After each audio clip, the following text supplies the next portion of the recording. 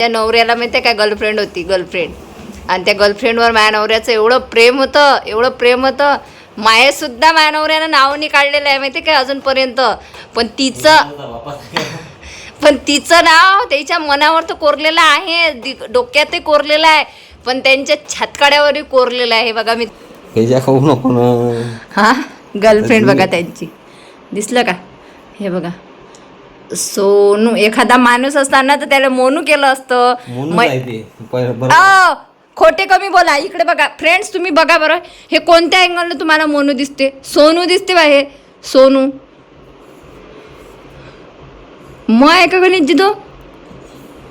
मग आहे का? मग काय मोनू कुठची होती ते?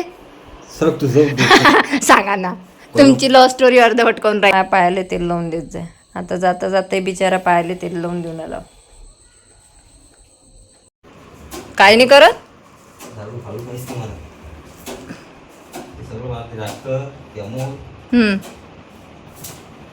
नाही मला ते नका सांगू. मी तुम्हाला हे विचारलं की तुम्हाला अशी पहिलेपासून आहे क्लिनिंगची सवय, की म्हणजे मला घाबरता म्हणून तुम्ही क्लीन करताय, की तुम्हाला स्वच्छ आवडते हे विचारत आहो मी. स्वच्छ आवडते. मग मला कोण अर्धवट रस्त्यात सोडून दिलं होतं काही दिवसासाठी? फ्रेंड्स, माझ्या नवऱ्याला माहिती काय गर्लफ्रेंड होती, गर्लफ्रेंड. आणि त्या गर्लफ्रेंडवर माझ्या नवऱ्याचं एवढं प्रेम होतं. मायेसुद्धा माझ्या नवऱ्यानं नाव नाही काढलेलं आहे माहिती काय अजूनपर्यंत. पण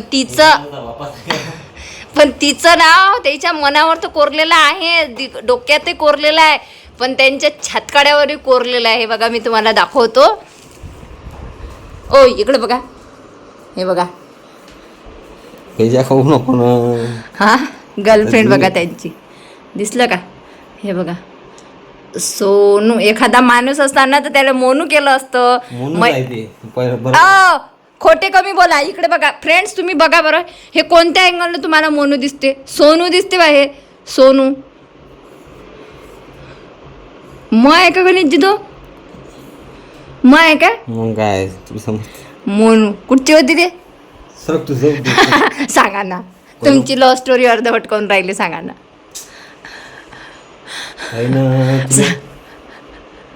लय सिरियस होतात बा ते. त्याच्या पहिल्या बायकोचं नाव काढलं की लय सिरियस होतात बघा. पण जाऊ द्या गणेशजी, जे होते ते चांगल्यासाठी होते. मी पहिला नवरा सोडला नसता तर मला तुमच्यासारखा एवढा गुणी नवरा भेटला नसता. आणि तुम्ही तुमच्या पहिल्या गर्लफ्रेंडला सोडलं नसतं तर तुम्हाला एवढी गुणी बायको भेटली नसती. बरोबर ना? हा ओ मी तुमच्यासोबत बोलून आली. बोलता का? तुमचं मत सांगा पहिले यावर काय आहे तर. आ तुम्हाला वाटत नाही काय चांगलं जे होते ते चांगल्यासाठी होते? हा हा लिखित होत आहे ना. किती वर्ष होतं गणेशजी तुमचं लफडं? नाही अफेअर. लव्ह स्टोरी किती दिवस चालली तुमची? सांगा ना प्लीज गणेशजी. आता विचारलं तर सांगा. उत्तर द्या. किती दिवस होतं? हा 7 वर्ष. 7 वर्ष होतं रे बा. तिचंही नाव मोहनच होतं, मोहिनी होतं, मयुरी होतं. आय आय बघा, लव्ह स्टोरीचं नाव काढलं तर असे गाल गुलाबी गुलाबी होतात. तुमच्या घरच्याला भेटवलं होतं का तुम्ही तिले? आ बाबाले आईले तुमच्या फॅमिलीला भेट करून दिली होती का? मई करून दिली तशी? आ सांगा ना थोडंसं. आता एवढी ऐकले लोक अजून विचारते पुढं काय झालं मग गणेशजीच्या आयुष्यात? तर बघा माझ्या नवऱ्यानं इथं मला बंदिस्त करून ठेवलेलं आहे. त्यांचा पोचा होईपर्यंत मला खाली उतरता येत नाही. मग मी घासतो भांडे वगैरे. आमचे झाडं बघा किती सुंदर दिसत आहेत. जाऊ द्या बाते काही त्याची लव्ह स्टोरी कंप्लीट करत नाही. आता तुम्हाला एवढीच सांगितले बे. हो मी तर गोष्टी करून आली. बरंच झालं सांगितलं. ऐक ना दीदी येत आहे. ऐक ना मी कुठं चालली ऐक ना. पप्पाचा पायले दुखत आहे. दीदी येत आहे ना तुला घ्यायला. पप्पा लंगड होऊ देऊ का? पप्पाचा पप्पाला काय झालं ना? आणि पप्पाचा पाय लय दुखत आहे. पप्पाला हॉस्पिटलमध्ये त्यांच्या पायाला काय झालं बोल ना. मशिनीमध्ये गेला होता ना त्यांचा पाय. तर ठीक झालं ना. अरे तर आता त्याचं ऑपरेशन करायचं आहे पायाचं. अरे झालं खूप. नाही ना बेटा, आता करायचं आहे ना. नाटक करते. नाही बेटा, पप्पाचं खरंच दुखतंय. मी हॉस्पिटलमधून आणतो पप्पाला. तू नीट राहा दीदी आणि तू. मी पटकन येतो. ट्युशनच्या पहिला येतो मी आणि चॉकलेट पण आणतो एक वालं. काय आणू सांग पटकन. काय आणू सांग ना. देशात ना ड्रेस. हा बरं, अजून चॉकलेट. मला दे पप्पी. आता बस तू सोडून दे. सोडून दे. येते ना दीदी, येत आहे घ्यायला. मी सोडून दे ना. येत आहे ना बघ. प्लीज ना सोडून दे. हॅलो फ्रेंड्स, स्वागत आहे तुमचं या चॅनलवर ज्याचं नाव आहे मोहिनी की दुनिया. तर खरंच माझ्या नवऱ्याच्या आयुष्यात एक मुलगी होती. आज आपण आलेलो आहो आपल्या मोठ्या बाळाला दवाखान्यात घेऊन. हा बाळ म्हणजे तिसराच बाळ म्हटलं जाणार, कारण या बाळाला पण असे पुश करू कामं करून घ्यावं लागतात. घरचे तर कामं पुश करू करतोच, पण आता हॉस्पिटलचं काम पण माणूस लंगडा होऊन बसीन. मग एवढी कॅपॅसिटी नाही आहे, बरोबर ना. म्हणून म्हटलं निदान मग मी म्हातारी झाल्यावर तर मला करता आलं पाहिजे ना. म्हणून आता बघू इथं काय होते. तर नवले हॉस्पिटलला आलेली आहे मी. चला आता करूनच घेऊ एकदाचं. मी तर म्हणतो पायच तोडून टाका अर्धा डोंग्यापासून. तर त्यांच्या गर्लफ्रेंडचं मी तुम्हाला नंतर सांगणार. आणि गणेशजी वापस जाणार होते त्यांच्या ड्युटीवर, कारण कसे पण 15-16 हजार रुपये आपल्याला येतात. तर आपल्याला नको नाही आहे असं नाही आहे. आधी बिचारा कामाला जात नव्हता, आता तर मी त्यांना जाऊ देते. परंतु आज त्यांना उठायला उशीर झाला, त्याच्यामुळं ते काही ड्युटीवर गेले नाही. तर म्हटलं चला नवले हॉस्पिटलला त्यांना घेऊन गेली. म्हटलं ऑपरेशनचं काय आहे ते बघावं, कारण आपण म्हातारं झाल्यावर आता आपण सगळ्यांचं करतं. तर मी म्हातारी झाल्यावर माझ्या नवऱ्यालाच माझं करावं लागणार. परंतु स्वामी कृपेने आता ऑपरेशन करायची गरज नाही. चला, तर अशा पद्धतीने नवऱ्याचं हॉस्पिटल झालेलं आहे. कुठून चला लागते? इकडून आलं होतं ना. नाही ना, अरे यार चाल ना, मा म्हणा ऐकत आहे ना कधी. तुमच्या मनाने ऐकूच ते इथं यंदा कानून आहे.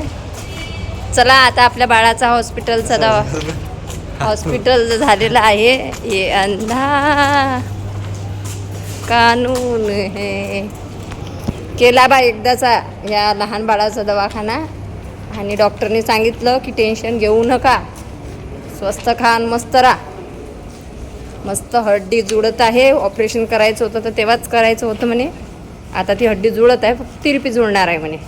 जाऊ द्या. नवऱ्याने म्हटलं आता काय तुम्हाला लग्न थोडी करावं लागते दुसरं.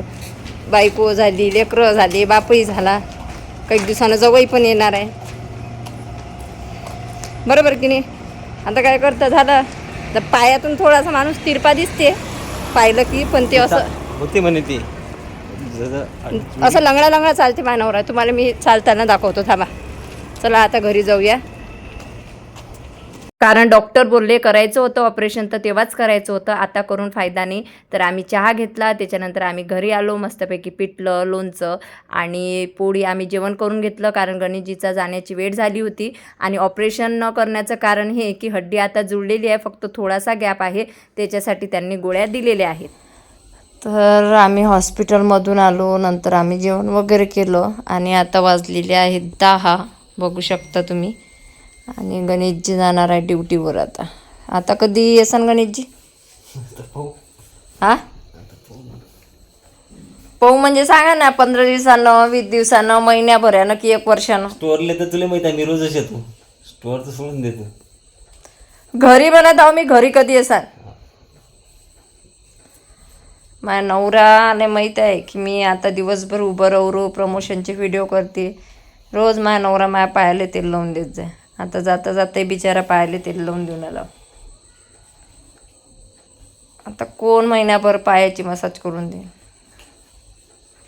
हा, तुमच्याशिवाय कोण आहे माझे दुःख समजून घेणार या जगात? आता उद्या येईन मी स्टोअरवरले. हां, इकडे येईन, मजाच करून देईन, चाललं दे बस. तेवढ्या माझ्या पायासाठी?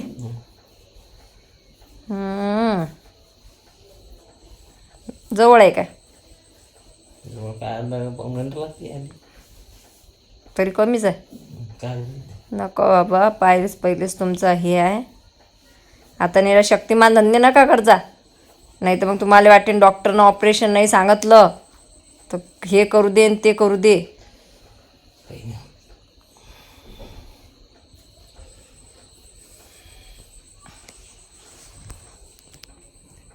तर नवऱ्याच्या गर्लफ्रेंडचा विषय मी नंतर शांततेने तुम्हाला सांगणार. खरंच त्यांच्या आयुष्यात एक मुलगी होती, परंतु काही कारणास्तव त्यांचा ब्रेकअप झाला. नाहीतर त्यांचा ब्रेकअप झाला नसता तर मी त्यांच्या आयुष्यात आलीच नसती. परंतु आता नवरा खरंच सुधारला आणि खूप प्रेम करतो माझ्यावर, आणि त्याला कदर आहे की आपली बायको दिवसभर उभी राहून नॉनस्टॉप प्रमोशन व्हिडिओ करत असते, त्याच्यामुळे तिचे पाय दुखतात, म्हणून ते माझ्या पायाला मसाज वगैरे करून देत असतात. तर आता खूप रात्र झाली होती, ओला उबेर काही बुक होत नव्हती, म्हणून मी त्यांना म्हणजे इथं आणून द्यायला आली होती. वेदांत हॉटेल आहे ना आंबेगावमध्ये, तर तिथं एक दख्खन स्टोअर आहे, तिथं त्यांच्या कंपनीची गाडी येत असते आणि आता येणारच होती, म्हणून मी त्यांना घेऊन तिथं गेलेली आहे.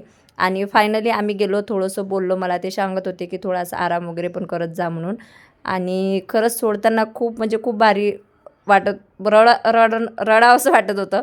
कारण आता ते व्यक्ती एवढा चांगला राहते ना, आधी खूप वाईट वागत होता, त्रास देत होता, त्याच्यामुळे असं वाटत होतं की हा व्यक्ती माझ्याजवळ नसलेला बरा आहे. परंतु आता तो एवढी काळजी घेतो ना, त्याच्यामुळे तो दूर जाताना खरंच मला त्रास होतो.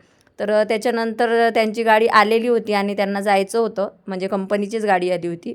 तर मी त्यांना सोडून दिलं आणि स्वरा आणि मी फायनली घरी आलो. घरी आल्याबरोबर मुलं झोपली. चला तर नवऱ्याला सोडून आलेली आहे. घरी येईपर्यंत 11 वाजलेले आहेत. मुलं झोपून गेलेली आहे. मी आता व्हिडिओचे काम एडिटिंग वगैरे केलेली आहे. एडिटिंग केली व्हिडिओची, कारण सकाळी उठल्या उठल्या टाकायचं आहे. आणि मागं इकडं पसारा तुम्ही बघू शकता की हे जे आहे ना, हे सर्व जे पार्सल आलेले आहेत. तर आता 7 तारखेपासून तर 15 तारखेपर्यंत मिशोचा सेल आहे, तर त्यांची भरपूर प्रोडक्ट माझ्याकडे येऊन पडलेली आहेत. तुम्हाला पण सेलचा फायदा घ्यायचा असेल तर मला इन्स्टाला फॉलो करा. संडेला ना हे आहे सेल आहे मिशोचा महाधमाका सेल, तर त्याच्यामुळं हे सर्व व्हिडिओ त्या दिवशी मला करायचे आहेत. तर असा होता माझा आजचा ब्लॉग. आजचं एक टेन्शन कमी झालं की गणेशजीची जी हड्डी होती स्वामी कृपेने मस्तपैकी जुळलेली आहे आणि 1-1.5 महिन्यात जो गॅप आहे तो पण भरून निघणार आहे. ऑपरेशनची डॉक्टर बोलले अजिबात गरज नाही, टेन्शन घेऊ नका, सर्व व्यवस्थित होणार. तर चला, जे होते ते चांगल्यासाठीच होते. तर आजच्या ब्लॉगसाठी एवढंच. काय माहिती हा ब्लॉग कधी अपलोड होणार, आणि आजचा आहे बुधवार, तरी माझे ना मागच्या 2-3 दिवसाचेच व्हिडिओ अपलोड करायचे राहिले, तरी पण पटापट करण्याचा प्रयत्न करते. भेटूया नेक्स्ट व्हिडिओमध्ये. तोपर्यंत बाय बाय सर्वांना. श्री स्वामी समर्थ.